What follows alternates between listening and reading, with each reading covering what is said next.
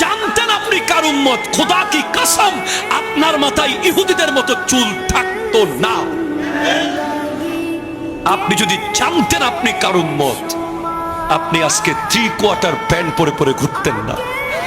আপনি যদি জানতেন আপনি কার উম্মত, আপনি লিওনেল মেসি আর নেইমারের ভক্ত হয়ে বার্সেলোনা রিয়াল মাদ্রিদের খেলা দেখার জন্য আপনি 3টা বাজে ঘুম থেকে উঠেছেন, ফজরের নামাজ পড়তে কোনোদিন আপনি উঠেন নাই, ঠিক কিনা কথা বলেন?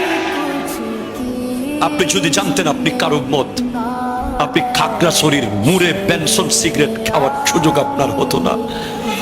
আপনার সেই 18 টাকা জমা থাকতো ফিলিস্তিনের ভাই বোনদের জন্য।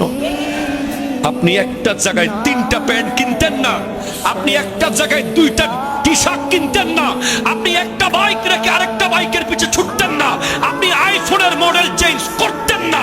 আপনি যদি বুঝতেন আপনি ওই নবীর উম্মত যিনি বলেছেন ইন্নাল জান্নাতা হুররিমাত আলাল আম্বিয়ায়ে কুল্লুহুম হাত্তা আদখুলাহা, জান্নাত কোন নবী ঢুকতে পারবে না যতক্ষণ আমি জান্নাতের গেট খুলবো না, কোন নবীর উম্মত জান্নাতে ঢুকতে পারবে না যতক্ষণ আমার উম্মত জান্নাতে ঢুকবে।